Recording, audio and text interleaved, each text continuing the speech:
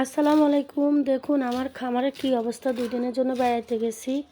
বেড়াইতে যাওয়া বল বেড়াইতে যাওয়া হয় না আমাদের। যেহেতু আমরা মুরগি পালন করি আর আমাদের মুরগি দেখার মতো কেউ থাকে না, সেজন্য আমাদের মুরগির জীবন পালন পদ্ধতি শুরু থেকে আমাদের বেড়াইতে যাওয়া হয় না। তো যাক, একজনকে রেখে গেছি, অনেক দায়িত্ব দিয়ে গেছি সুন্দর করে। আমাদের কাছেরই মানুষ, তবে উনি সঠিকভাবে দায়িত্ব পালন করতে পারেন নাই। কিছুদিন আগে আপনারা দেখছেন যে আমার মুরগির বাচ্চাগুলো ফুটছে, তো ওখানে আমি মুরগির বাচ্চা অনেকগুলো বিক্রি করে দিয়েছি, কিছু মুরগির বাচ্চা আমি রাখছি। যেহেতু আমার এখন বর্তমানে এত ছোট বাচ্চা নাই, তো সেজন্য তো আমি যে যাব এটা হঠাৎ করে গেলাম, এটা যাওয়ার কথা ছিল না। যদি জানতাম যে যাব তাহলে কিন্তু আমি সবগুলোই বিক্রি করে দিব।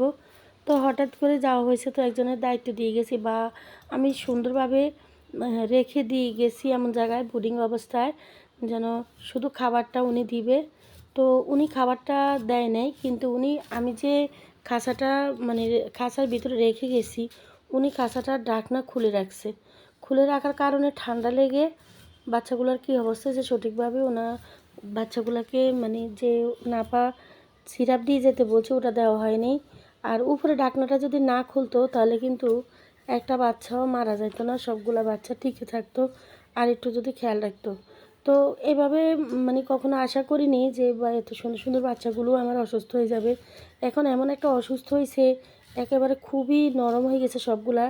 আর এটা মূলত হয়েছে ঠান্ডার কারণেই সমস্যা হয়েছে। উনি যদি কাঁচাটার উপরে ঢাকনাটা খুলে না রাখতো তাহলে কিন্তু এরকম হতো না। তাও আবার উনি লাইটটা নিভিয়ে দিয়ে গেছে ও রুমের, যা দেখছেন ওদের মল লেগে রয়েছে। মল লেগে থাকা মানে বাচ্চাগুলো ঠান্ডা লাগা, বাঁচবে কিনা আমি জানি না। তারপরে আমি ওদেরকে এখন খাবারের সাথে দিয়ে দিয়েছি। আমি তো নর্মাল ওষুধ সবসময় ব্যবহার করি, তো এগুলো রেনোভা দিয়ে দিয়েছি আমি। এখন অ্যান্টিবায়োটিক খাওয়াইলে ভালো হবে এটা কোনো ঠিক নেই, কারণ মুরগির বাচ্চা অসুস্থ হইলে মুরগির বাচ্চা কিন্তু সুস্থ হয় না। আগে থেকে ট্রিটমেন্ট করতে হয়, আগে থেকে ওষুধ খাওয়াইতে হয়, প্রাকৃতিক চিকিৎসা করতে হয়, তাহলে কিন্তু মুরগির বাচ্চা ঠিকই। তো আমার মতো কারা কারা এরকম লসের সম্মুখীন হয়েছেন আমাদেরকে জানাবেন। আর আমি মনে করি মুরগি পালন করলে যদি ওরকম বোঝার মতো লোক না থাকে তাহলে আপনারা কারো উপরে এরকম মুরগির দায়িত্ব দিয়ে যাবেন না। আমি যাকে দিয়ে গেছি, তো উনি মুরগি বড়গুলার খুবই যত্ন করছে। সুন্দর সুন্দর অনেকগুলো ডিমও আমরা পাইছি, আবার কিছু ডিম আমরা পাইছি গুপ্তধনের মতো। আমাদের সাইকেল ব্লগে ওই ভিডিওটা দেওয়া আছে, আপনারা চাইলে দেখে নিতে পারেন। তো আলহামদুলিল্লাহ বড় মুরগিগুলো সুস্থ আছে, তবে ছোট বাচ্চাগুলোর জন্য খুবই খারাপ লাগে, যেহেতু ওরা বাচ্চা। আর এদিকে দেখুন আমার এই সাইজের 4টা বাচ্চা ছিল, বাচ্চা মধ্যে বাচ্চাটাই ছোট, তো ও মারা গেছে। কারণ উনি খাবার যে দিছে, ও যে খাবার খায় নাই এটা উনি খেয়াল করে নাই, বা বাচ্চাটা ঠান্ডা লাগছে কি না এটা উনি দেখে নাই। বড়গুলার সাথে একসাথে খাবার দিছে, যার কারণে ও ভয়ে খায় নাই। খাওয়ার অভাবে বাচ্চাটা মারা গেছে, একদম খাওয়ার অভাবে। এটার কোনো ঠান্ডা লাগে নাই, কোনো সমস্যা হয়নি, এবং বাচ্চা মারা গেছে কবে উনি করতে পারেন না। আমি 5 দিনের জন্য গেছি, আসা যাওয়া 2 দিন, মাঝখান দিয়ে 3 দিন। 3 দিনের মাথায় আমার একেবারে সব শেষ হয়ে গেছে বলতে গেলে এগুলা। এই বাচ্চাটা এত সুন্দর ছিল, গলা ছিল বাচ্চা, এত কালার টালার অনেক সুন্দর। তো সেই জন্যে ওই বাচ্চাগুলোর সাথে যা বাচ্চা ছিল তখন থেকে ওগুলো আমি বিক্রি করে দিচ্ছি, আর 4টা বাচ্চা আমি রাখছি গলা ছিল দেখি সুন্দর। তো এটা মারা গেছে, যাকে দায়িত্ব দিয়ে গেছে ওনারও দোষ নাই, উনি হয়তো বুঝি কুলায় না। তো উনি যদি আমাকে বলতো তাহলে কিন্তু ওনাকে আমি দায়িত্ব দিতাম না। তো আমার মতো ভুল আর যারা মুরগি পালন করেন তারা করবেন না, তাহলে কিন্তু এরকমই হবে, বড় ধরনের একটা লস। কারণ এখানে একটা মুরগি বাচ্চা মারা যাওয়া টাকা নষ্ট। এখানে একটা ডিম 20 টাকা, তারপরে বাচ্চা ফোটার পরে ওদেরকে খাবার দাবার, তারপরে একটা ডিম পাড়া মুরগি বসে থাকে বাচ্চাগুলোকে নিয়ে, বড় ধরনের একটা লস। যেহেতু আমি ইনকিউবেটরে বাচ্চা ফুটাই না, মুরগি দিয়ে বাচ্চা ফুটাই, তাহলে এটা আমার জন্য অনেক বড় ধরনের একটা লস। একটা বাচ্চা মারা যাওয়া অনেক লস। তো হয়তো বা এটি ভাগ্য ছিল, তবে বড় মুরগি মাশাআল্লাহ সবগুলো ভালো আছে, ওরা ঠিকমতো খাওয়া দাওয়া খাচ্ছে, বা হয়তো যতটা আমরা যত্ন করি বা অতটা যত্ন হয় নাই কোনো রকম আর কি, যাক দিন গেছে।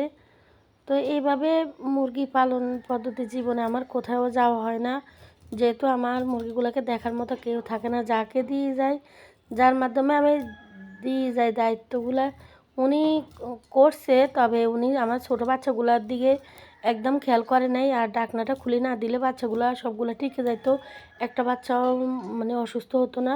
এখন এগুলাকে সুস্থ করতে পারবো কিনা সেটা আমি জানি না, তবে খুব চেষ্টা করব। আর ভিডিও তো আপনাদেরকে আপডেট মানে প্রতিদিনের আপডেট প্রতিদিন দেওয়ার চেষ্টা করি। এর মধ্যে আবার আমাদের প্রতিদিন নিয়মিত ভিডিও দেওয়া হয় নাই, কারণ কোথাও গেলে ভিডিও গোছানোটা অনেক টাফ ব্যাপার হয়ে যায়, আবার মনেও থাকে না। তো আপনারা সবাই আমাদের মুরগি বাচ্চাগুলোর জন্য দোয়া করবেন, আর আমাদের মতো এরকম ভুল আর করবেন না।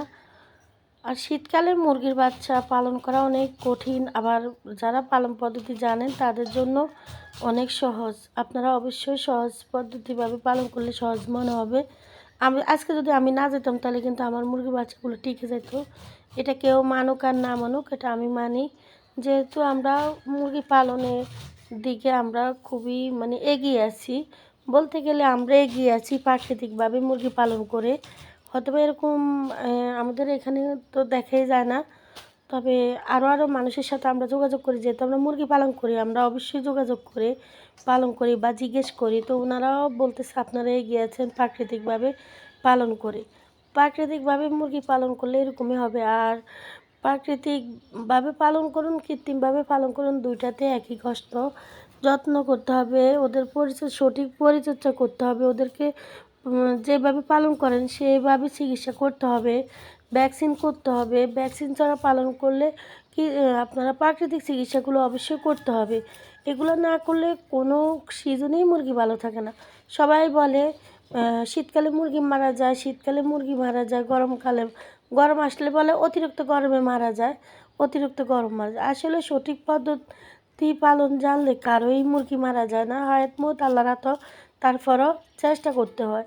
মানুষে অসুস্থ হলে চিকিৎসা করে, আর অসুস্থ হলে চিকিৎসা করলে যে সুস্থ হয় না, এটা মানুষের ক্ষেত্রেও একই রকম। যাক, তো সবাই দোয়া করবেন। আজকের ভিডিওটা এটুকুই। সবাই ভালো থাকেন। আল্লাহ হাফেজ। আসসালামু আলাইকুম।